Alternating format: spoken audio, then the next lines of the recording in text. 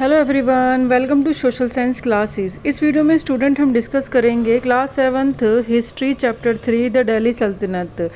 Previous video में student हम discuss कर चुके हैं from garrison town to empire. Garrison town से एम्पायर तक का एक्सपेंशन जो दिल्ली सल्तनत में हुआ, किस तरीके से जो सुल्तान थे उन्होंने करा। अब हम पढ़ेंगे A closer look administrations and consolidations under the Khalji and Tughlaq. इन दोनों के पीरियड में किस तरीके से एडमिनिस्ट्रेशन प्रोसेस चल रहा था या उसमें चेंज आया था, वो सारा कुछ हम देखने वाले हैं। कंसोलिडेशन जब चल रहा था किंगडम का, as vast as the Delhi Saltanat needed reliable governor. तो भाई कंसोलिडेट होगा तो वो एरिया भी तो एक्सपेंड होगा और वहाँ पे गवर्न करने के लिए विश्वास रखने वाले जो गवर्नर हैं वो चाहिए होंगे, एडमिनिस्ट्रेशन जो चला सकें, जो कि जिस पे विश्वास किया जा सके। मतलब दिल्ली सल्तनत के अंदर अब ज़रूरत पड़ रही थी गवर्नर्स की और एडमिनिस्ट्रेटर्स की, लेकिन वो रिलायबल होने चाहिए।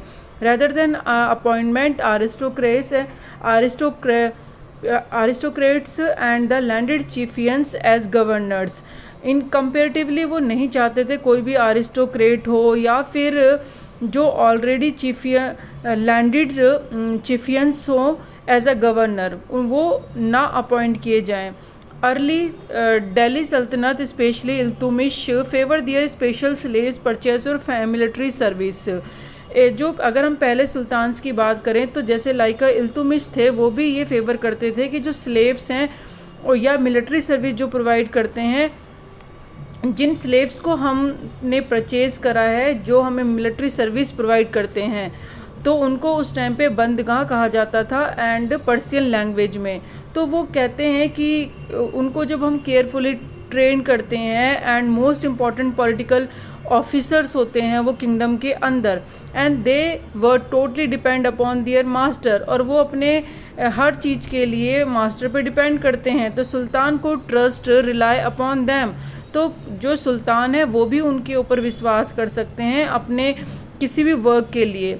तो वो कहते हैं कि उनको हम एज ए गवर्नर या एडमिनिस्ट्रेटर बना सकते हैं, जो भी हमारा किंगडम कंसोलिडेशन हो रहा है, नया नया जो एम्पायर बढ़ रहे हैं, उसका एक्सपेंडेशन हो रहा है, उसको संभालने के लिए जो भी एक्सपेंशन हो रहा है।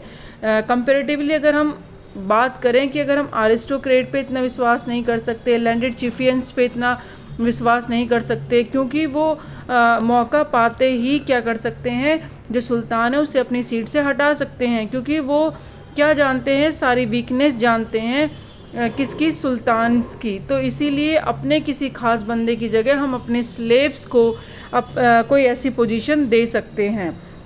तो ये मानना था किसका, जो कि अभी हम पढ़ने वाले हैं, इल्तुतमिश ने कहा था। और भी है इसके अंदर खिलजी और तुगलक है जो कंटिन्यू इस बंदगाह को यूज़ करते हैं, यानी जो स्लेव्स हैं कि भाई हमें ही उनको यूज़ करना चाहिए। Raise people of humble birth, जन्म से ही वो क्या करते हैं, अपनी सारे सर्विसेज प्रोवाइड करते हैं। ऑफन देयर क्लाइंट्स, अपने क्लाइंट्स देते हैं टू हाई पॉलिटिकल पोजीशन, तो उनको हम क्या कर सकते हैं, हाई पोजीशन पे अपॉइंट कर सकते हैं, क्योंकि someone who is under the protection of another a depend और अ हंगर ऑन। क्लाइंट्स यानी जो दूसरे पे डिपेंड करता है, तो जो ये क्लाइंट्स थे, स्लेव्स थे, राजा पर डिपेंड थे, सुल्तान पे डिपेंड थे, and they were appoint as a general and governor. तो इनको अपॉइंट किया जा सकता है एक जनरल के लिए, गवर्नर के लिए। And this also introduce an element of political instability, लेकिन इसने कहीं ना कहीं राजनीतिक में एक अस्थिरता भी लेकर आ गया,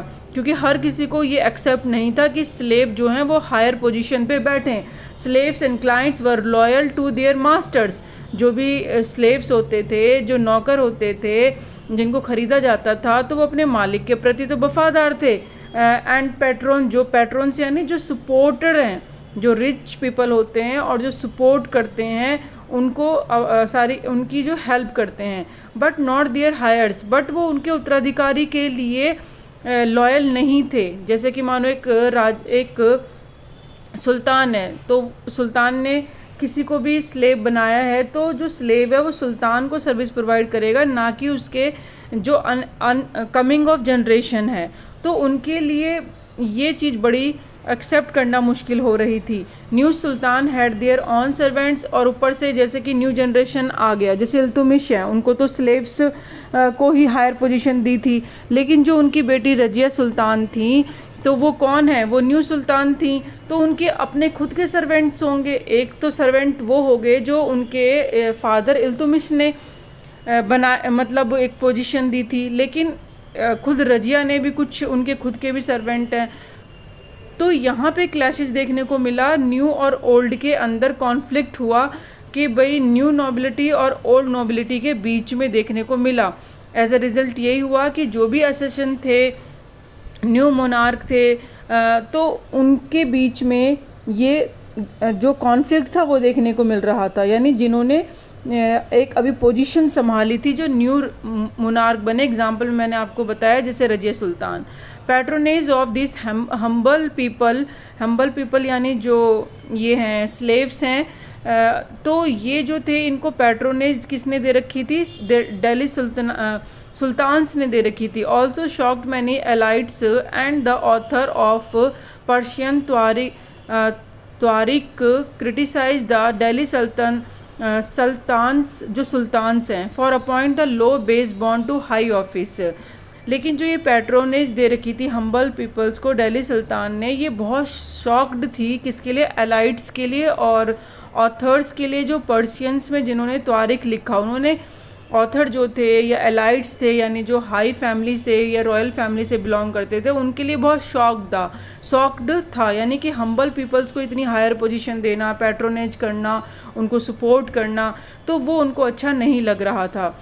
तो जो त्वारिक लिखते थे पेरिशियन लैंग्वेज में, उन्होंने भी क्रिटिसाइज़ करा दिल्ली सुल्तान्स को कि वो जो अपॉइंट कर रहे हैं लो बेस बॉर्न को हाई ऑफिसर या हाई ऑफिस पोजीशन दे रहे हैं, ये गलत है। यहाँ तक कि जो सुल्तान थे मोहम्मद तुगलक, उसके लिए उन्होंने बहुत सारी अपॉइंटमेंट दी, जैसे कि अजीज़ खुमार हैं, यहाँ पे वाइन डिस्लर थे यानी वाइन बनाने वाले थे, फ़िरोज़ हज़ाम हैं जो कि बार्बर थे, और मनका तबाख एक कुक थे, और 2 गार्डनर्स लड्डा पीरा, ये सब हाई एडमिनिस्ट्रेशन पोस्ट पे थे। तो यहाँ पे इन्होंने बोला है कि जो उनका वर्क है भी नहीं, लेकिन फिर भी वो लोअर बेस होते हुए भी उनको हायर पोजीशन दे दी, एडमिनिस्ट्रेशन पोस्ट दे दी।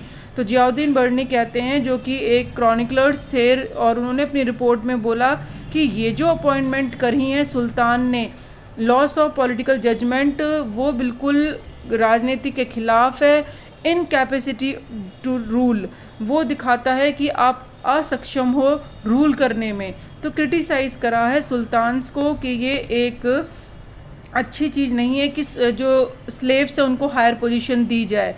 अर्लियर सुल्तान लाइक खिलजी और Tughlaq monarch appoint military commanders as a governor of territories of varying sizes. अब जैसे जैसे साइज़ बढ़ता जा रहा था टेरिटरी का, तो वहाँ पर खिलजी और तुगलक जो मोनार्क थे उन्होंने अपॉइंट करना शुरू कर दिया था कमांडर्स को और गवर्नर्स को area wise. And these land were called, इस लैंड को जो ये नई नई लैंड्स बन रही थी इक्ता बोला गया, और जिनको ये लैंड दी थी केयर करने के लिए उन्हें इक्तादार या मुक्ति कहा गया। उनकी ड्यूटी थी कि वो लीड करें military campaign and maintain law and order to their iqtas. अपने इक्ताज को ये ऑर्डर दिया गया कि जो भी आप वहाँ पे हैं मिलिट्री कैंपेन चलाएं, सोल्जर्स को रखें, उनकी केयर करें, और जब ज़रूरत पड़े तो आप उनको सुल्तान को सपोर्ट करें और लॉ को बनाए रखें। ये सारे काम होते थे किसके, जो इक्तादार होते थे। और ये सब सर्विसेज मिले किसको दी, जो वहाँ के मतलब मुक्तीज़ होते थे। ठीक है, तो ये उनका काम क्या होता था, ये भी होता था मुक्तीज़ का, in exchange for their military service. अब जब ये इक्ताज अपनी मिलिट्री सर्विस देते थे तो ये उनको मुक्तीज़ को ये भी अलाउड था कि वो रिवेन्यू कलेक्ट कर सकें, जो भी सैलरी उनको मिल रही है, तो कुछ सैलरी तो वो किसको देंगे, असाइंड एज अ सैलरी, कुछ पार्ट तो वो एज अ सैलरी अपने पास रखते थे। जो मुक्तीज़ होते थे collected the revenue of their assigned as a salary. तो मुक्तीज़ को रेवेन्यू कलेक्ट करना था और उनको सैलरी मिलती थी इस चीज़ की कि आप ये काम करोगे। And they also paid their soldier from this revenue. अपनी सैलरी के बाद जो मुक्तीज़ हैं पहले तो रेवेन्यू कलेक्ट करो, उसमें से कुछ पार्ट अपनी सैलरी रख लेते थे और कुछ पार्ट सोल्जर्स के लिए रख लेते थे ताकि उनका भी खर्चा पानी चलता रहे। तो ये सब काम मुक्तीज़ को दिए जाते थे और वो इस टाइप के काम किया करते थे जो न्यू लैंड सभी बन रही थी कंसोलिडेशन के बाद। And control over muqtis they also paid their soldier for these revenue, and control over muktis was most effective if their office was not inheritable and if they were assigned iqtas for a short period of time before being shifted। अब जो ये मुक्तीज़ का control होता था इसको effectful बनाने के लिए इक़्तास को शॉर्ट पीरियड के लिए अपॉइंट किया जाता था। मतलब उनको ऐसा नहीं था कि परमानेंट जॉब है, उनका ये शिफ्ट हो जाती थी पोजीशन कि ऐसा नहीं है जनरेशन टू जनरेशन ये चलती रहेगी कि भाई अब आप आ जाओ तो अब आपका बेटा हो जाएगा, नहीं, ताकि वो इफ़ेक्टफुल काम कर सकें। और इनहेरिटेबल इसको नहीं रखा गया कि जनरेशन टू जनरेशन ये पोस्ट जाती रहेगी, नहीं। दीज हार्श कंडीशन रखी गई rigorously impose during the reign of Alauddin Khilji Mohammad Tughlaq और जो खिलजी थे अलाउद्दीन खिलजी, उन्होंने जो ये वर्क रखा था सर्विसेज लेते थे वो अपने मुक्तीज़ से तो इक़्तास से, तो उनके लिए उन्होंने कुछ रूल रेगुलेशन भी बनाए और उनको बहुत ही हार्ड, मतलब हम कह सकते हैं वेरी स्ट्रिक्टली उसको फॉलो करवाया कि जो ये मुक्तीज़ थे उनके ऊपर भी अकाउंटेंट अपॉइंट करे गए कि वो पूरा चेक करें अमाउंट रेवेन्यू कलेक्ट करने का मुक्तीज़ क्या क्या कर रहे हैं। एंड टेकन दैट द मुक्ति collect only the taxes prescribe by the state. और कुछ टाइम के बाद जो मुक्ति कलेक्ट करते थे टैक्स वो बाय द स्टेट, मतलब state, and the kept the required number of soldier, तो वो टैक्सेस स्टेट रखने लग गया और ऊपर से जो भी नंबर ऑफ सोल्जर हैं उतने ही रखे जाएं, ना कि एक्स्ट्रा रखा जाए, मतलब ज़्यादा खर्चा ना करें।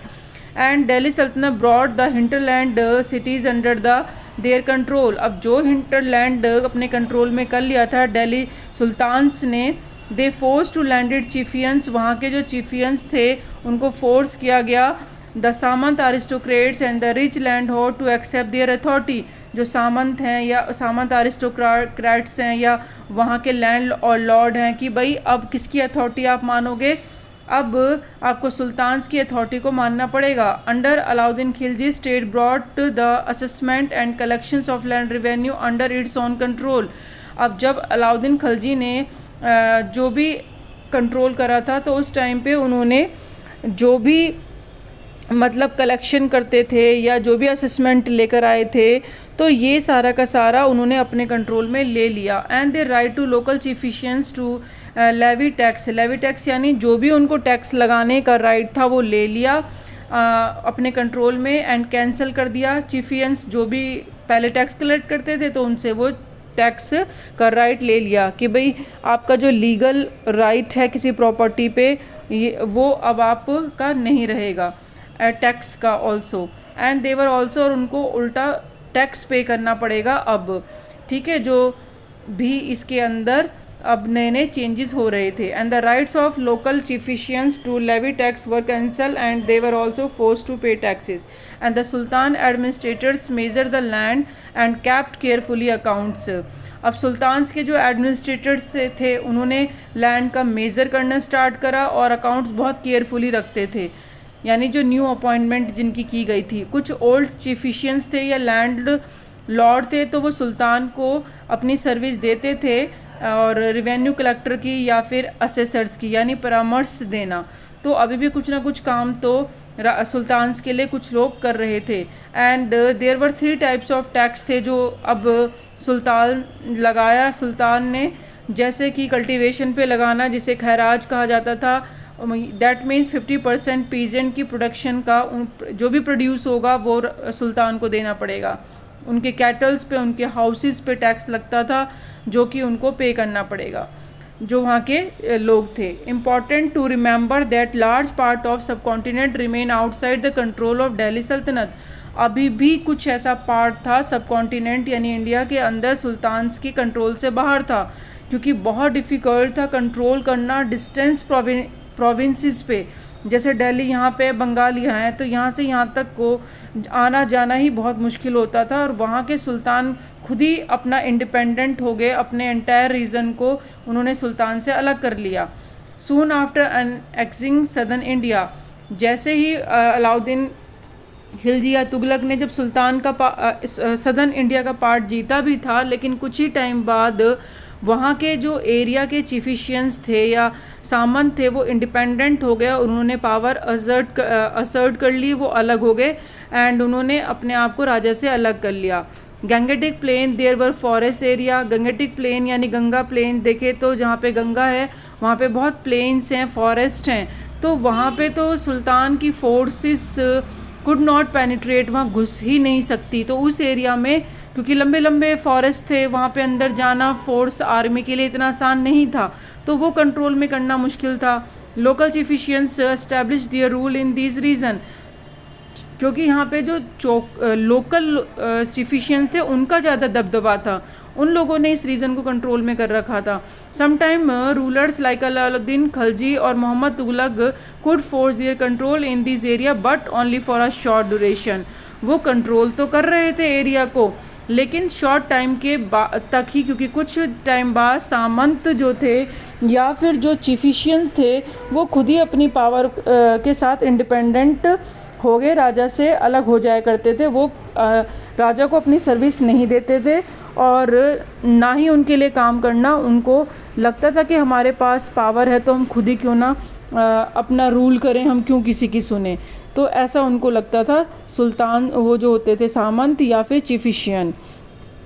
ये हम इस वीडियो में पढ़ा कि किस तरीके से जो चिफिशियन थे और किस तरीके से वो मतलब अपने आप को इंडिपेंडेंट करने में सक्सेस रहे।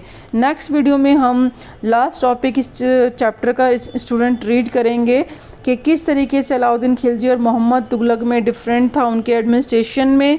Thank you so much, keep watching, keep learning.